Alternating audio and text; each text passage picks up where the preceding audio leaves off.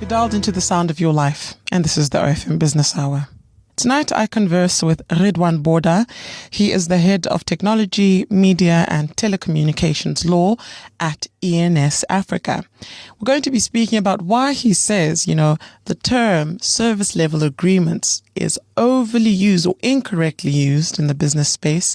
And he's going to be breaking down, what exactly are service level agreements and what are the requirements thereof. Here's my conversation with him. Well, before we delve into why and how people misuse service level agreements, let's first define, what is a service level agreement and what are its main features or characteristics? A service level agreement has been described as an agreement between a service provider on the one hand and the customer on the other hand, quantifying the minimum acceptable standard to the user. So what that essentially means is that in order for an agreement to constitute a service level agreement, there must be certain key elements in that agreement which features within the body of that agreement. Some of those elements include, number one, a description of services. So services need to be clearly described in as granular detail as possible. It's also critical that services are quantified and measured properly. When we speak about quantification or measurement, there's an old adage which suggests that if something can't be measured, it doesn't exist. The concept of good service is no different. So when somebody says they provide a good service to their clients, you should be able to quantify what that means. And typically in IT-related context, how you would specify or how you quantify a service is by having regard to the nature of the service being provided. So think of a cell phone service provider. Typically, they provide service levels as to what they would call on a best effort basis. That's not good enough to constitute a formal and binding service level agreement. What it should, however, state is that they promise their users or their customers that they would have uptime of, say, 99.99%. So there should be a very definitive measurement or criteria used to measure the service. We also speak about performance level of change. So sometimes you may want a service where your service provider attends meetings with you. And you may say, in a month, we will schedule 4 meetings with each other. And if you fail to attend 3 or more than 1 meeting, that constitutes a service level default. So the concept of service level default also comes into play. What happens if somebody defaults on the service level which has been agreed to? First, we would always look at to see why is the party defaulted on the service level. So why is the service provider being in default? Is it because of something the customer did? So in the example which I used was meetings, if the customer was not available and the service provider wanted to attend the meeting but couldn't because of non-availability of the customer, the customer can't turn around to the service provider and say, you failed the service level because the customer was the cause of that default. Other typical exclusions would be there's a force majeure. So say, for example, there was flooding or something like that which prevented the service provider from attending the meeting. Those would be valid instances or excuses why a service level has not been met. Often in an agreement, these things are often negotiated between the parties. We then turn to see if the service provider does not have a valid excuse. What is the consequence of not meeting that service level? And this is, again, subject to negotiation between the parties. But often parties will agree to some form of mechanism called a service credit or penalty mechanism.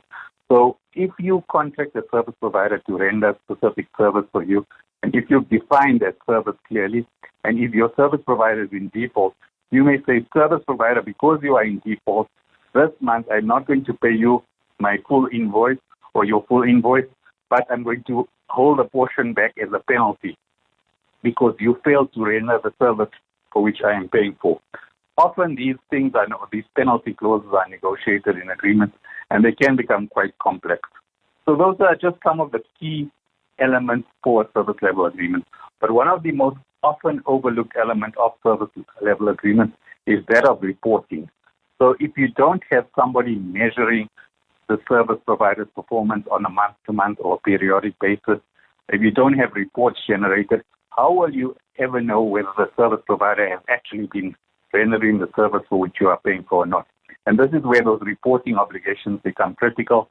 Sometimes, in fact, more often than not, with each report, there would be a meeting to then discuss the service provider's performance. So what they've done well, where have they gone wrong, why have they gone wrong, and then deal with any exceptions to performance where there's been failures. Sometimes just because a contract may have a penalty mechanism doesn't always mean that the customer will enforce that mechanism. The customer may say the service provider has been good most of the time and they're getting a good level of service. They overall are happy with the service provider. So even though the service provider may be at fault in a particular instance, the customer may say we will waive our requirement or our right to claim a service credit or penalty from you. So those are the key essential features of any service level agreement.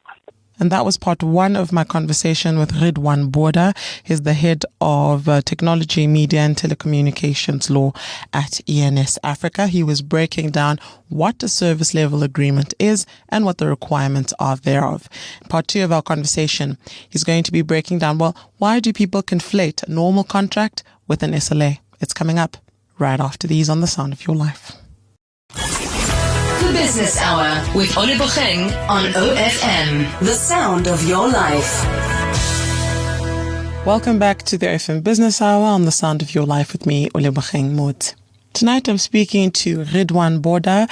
He is the head of technology, media and telecommunications law at ENS Africa, and we are talking all things service level agreements. In part one, he broke down what SLAs are, and in part two, he's going to explain, well, why is it that people get them conflated with normal contracts?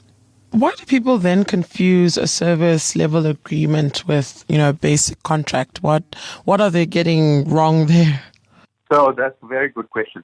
Often we pick up agreements, especially in the technology industry, and colloquially everybody refers to it as an SLA or a service level agreement.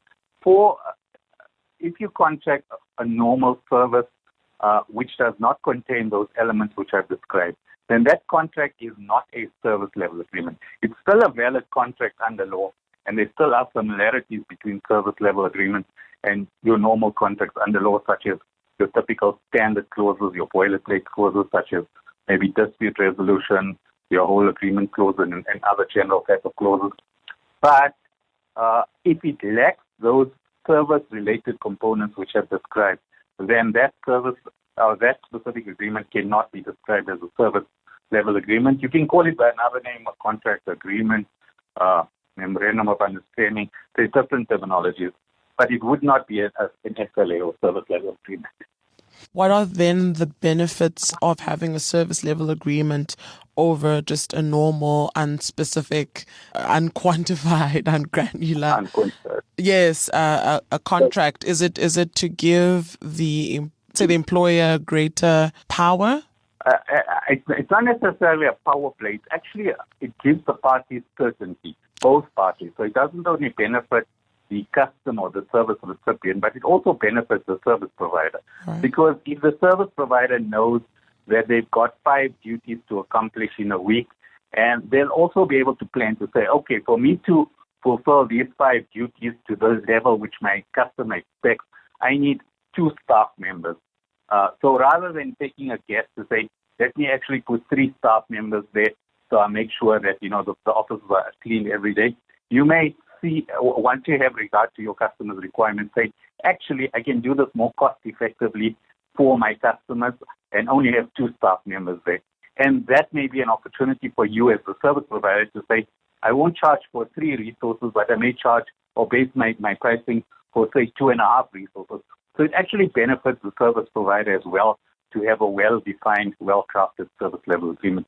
So it's not a power play. It's not intended to be a punitive mechanism. It's not intended to be something that's harsh to the service provider, but it's actually very symmetrical, and it gives both parties very clear indication of what is to be expected of each other and what happens if there's a failure on the part of one party. So sometimes a customer may do something which places the service provider's ability to deliver at risk. So again, take the cleaning example. Suppose staff members arrive at the offices, but the offices are locked because the customer didn't open the offices that day. It's not the service provider's fault, and the service provider can't be penalized for that. So again, that's why it gives both parties a lot of certainty. And the whole purpose of any contract is to give parties certainty. So it's very predictable what to expect of each other as part of the business relationship. Very cool. In closing, do you have any parting words on the issue of service level agreements and why, prospective employers should educate themselves on it?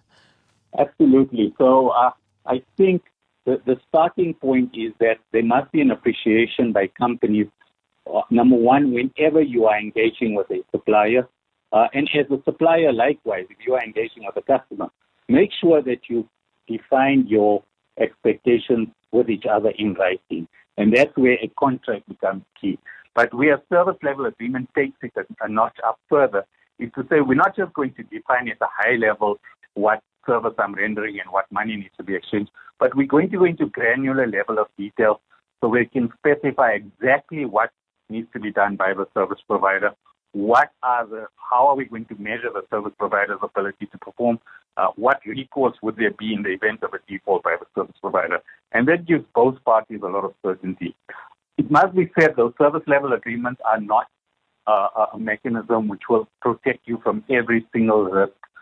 So it can't compensate for certain types of risk.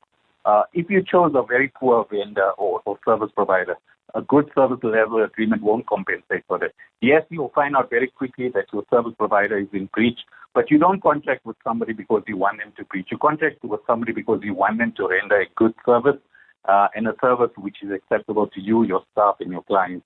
So if you've chosen somebody with no experience and you're asking them to commit to very high service levels, you are going to fail because nothing can compensate for poor vendor selection. Also, sometimes the service level agreement can't ensure quality of underlying services or products. So suppose you've asked a computer programmer to develop a website for you. You may quantify what that means and you may place time frames on the service provider to develop that website, but it can't compensate for poor coding. And that's where your service agreement, your service level agreement may not necessarily protect you fully. You can build in some mechanisms such as acceptance testing, processes and the like, but overall it doesn't always ensure quality of the underlying service or product. It also can't measure the value of the services, price efficiency or competitiveness. It can't compensate for poor commercial deals because service credits, even if you build in penalty mechanisms, it's not meant to make you rich as a customer. It's not meant as a mechanism for you to get money back. Actually meant to be more of a slap on the wrist to the service provider to say, we're paying you X amount to render a service, please render the service. And if you fail to render service, there's going to be some form of financial penalty.